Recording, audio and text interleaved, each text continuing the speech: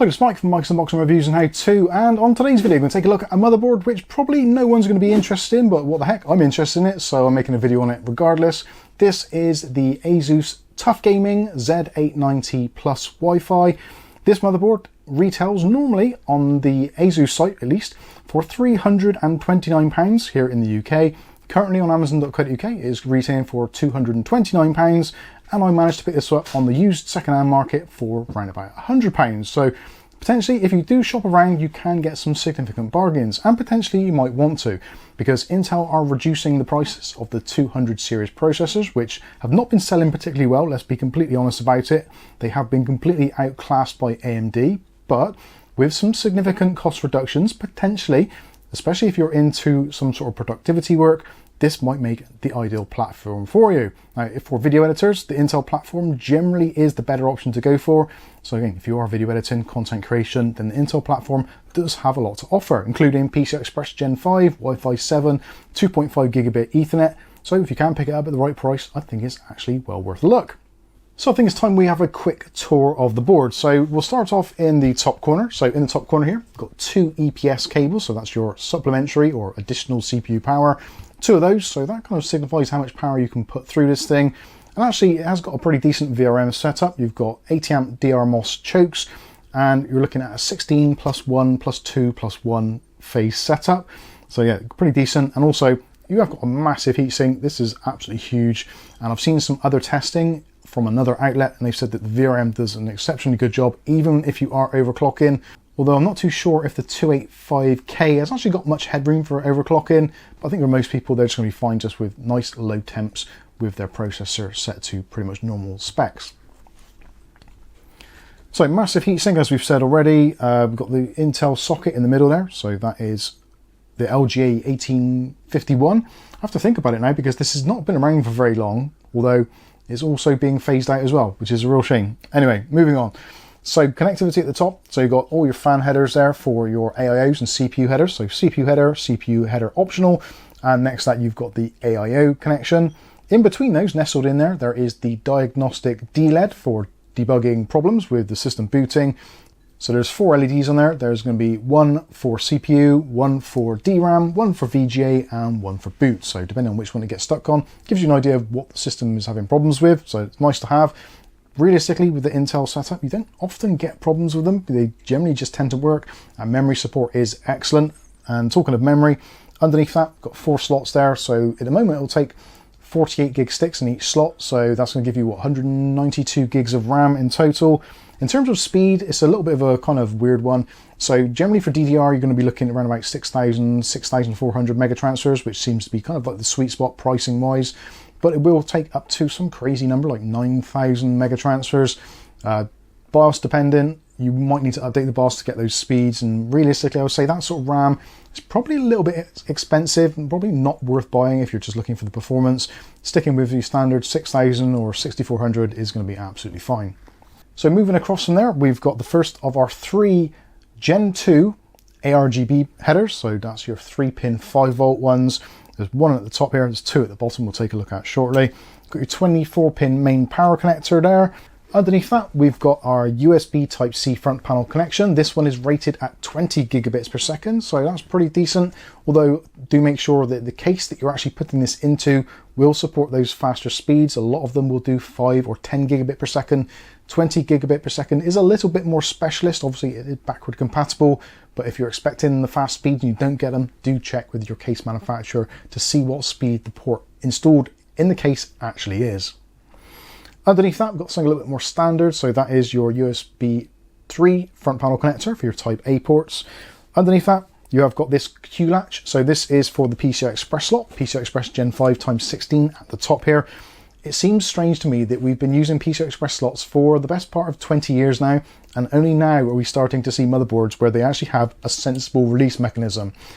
Hats off to ASUS, they've implemented it very well, and it does make graphics cards very easy to remove from your system. And with the size of graphics cards these days, you need all the help you can get, so that is excellent. Moving further down, so we've got our M.2 slots. So let's talk about the M.2 slots first of all to get that out of the way. So the top one here is PCI Express Gen 5 by 4. Also backwards compatible with Gen 4 and Gen 3 drives, should you wish to. Also, possibly the world's biggest heatsink on a Gen 5 drive. That is absolutely huge, but should keep the temps nice and cool. And also you can see how easy it was to remove. Now they've done this across the board pretty much everywhere they can, so there's all these kind of Q release type mechanisms. So on this one, there's a little latch there, and also there's a latch at the end for securing and releasing drives. So pretty much a toolless affair, which is always nice to see. And we'll see if we can get this to go back onto the motherboard in the first take of doing this. Now it should go in like that and snaps into place. Excellent stuff. One-handed, very easy to do. So even those that suffer with dexterity shouldn't have any issues at all with this heatsink, which is always nice to see. Underneath that, PCI Express Gen 4 x 4 or M.2 x 4. That is that slot there. No heatsink on that one, unfortunately, which is a little bit of a shame, I think, personally, and no real options to add one other than what comes with drives these days, so you might want to check out those. At the bottom, though, you've got an additional 2 M.2 ports, both of which are PCI Express Gen 4x4, so same as this one here. This one over on this side also will support older M.2 SATA-based drives, so SATA SSD M.2s. You don't really tend to see many of those around these days, so it's rare that you're going to find one of a decent capacity, but if you've got one knocking around, you want to make use of it, at least this motherboard does have that option. Next, we'll talk about the PCI Express slot. So we've mentioned briefly the top one, so that is PCI Express Gen 5 x 16. So that is excellent. So you've got Gen 5 on the M.2 and also on the first PCI Express slot. Underneath that, all the rest of the slots are PCI Express Gen 4. So we've got a ×1 slot here, another ×1 slot there. Also, you've got a ×4 slot, so that's actually quite useful for maybe 10 gigabit per second Ethernet cards, capture cards, that kind of thing, so that's pretty useful. And at the very bottom, there's a PCI Express Gen 4 x 16 size slot, but it's only wired for ×4. Again, I think that's going to be an absolutely perfect solution for certain capture cards, Elgato 4K Pro, and it's going to have all of the bandwidth that it actually needs. So that's the slots and sockets talked about. Let's talk about some of the connectivity. So on the side here, we've got 2 SATA ports. There's also additional 2 at the bottom, so up to 4 SATA-based drives that you can attach on here.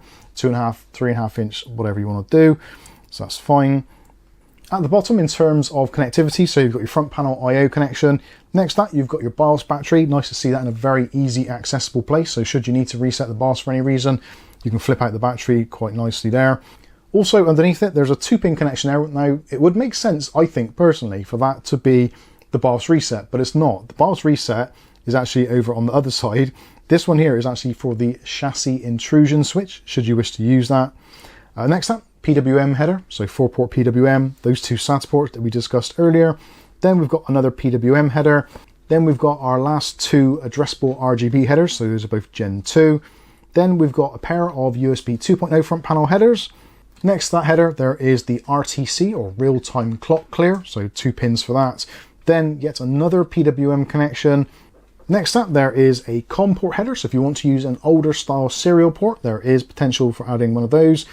And finally, over in the far corner, we've got the onboard audio solution, which is actually a pretty decent one. That is from Realtek, and it's the ALC 1220p. Nice 7.1 setup there, and also supports DTS.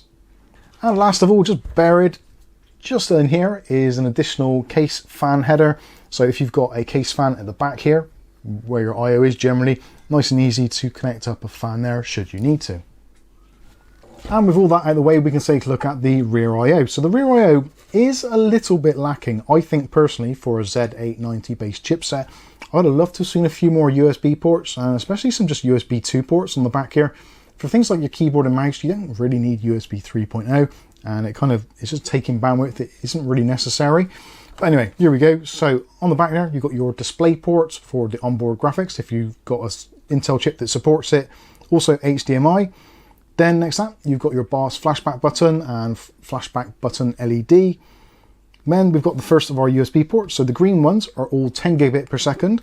And also we've got a Thunderbolt 4 port. So that's going to be 40 gigabit per second, I believe. And that will actually support as well 2 4K monitors. You can kind of daisy chain them through as well. I've never actually used Thunderbolt, so not too sure how that works, but allegedly it does. Underneath that, there is another USB Type-C. So that is a 20 gigabit per second. And also that supports the Alt DP mode, or display port mode. So you can plug in a monitor to there should you wish to as well. The blue ones are all USB 5 gigabit per second ports, so again for your keyboard mouse they're going to be absolutely fine. And then underneath those there's 2 more 10 gigabit ports, and also the one at the bottom there is the one used for your BIOS flashbacks. Above that you've got your 2.5 gigabit Ethernet ports, Wi-Fi 7 connections, the push fit ones, which I don't have an antenna for, and finally you've got your audio output jacks, and also you've got your optical speed diff as well. So if you are into your sound, you want to connect up something to it, then you have got that option. So there you go, that is a tour of the ASUS Tuf Gaming Z890 Plus Wi-Fi motherboard. These names are getting longer, I swear. It's one of those boards where I feel it's not really a kind of, well, it's a jack of all trades. It does everything that you want it to, but it doesn't really excel at anything other than the price that I bought it for, which was excellent.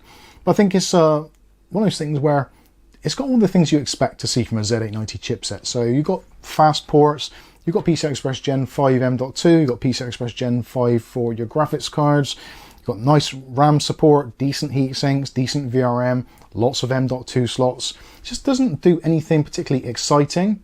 But having said that, for those people that just want their PC to just run well, do what it's meant to do, and not do anything particularly fancy, just get the job done, I think it's actually a really good shout. The Tuf range in general, I feel, is a very good position in the product stack. The prime boards I tend to find are a little bit lacking, and some of the high-end boards are extremely overpriced and way too many features and LCD things here, there and everywhere.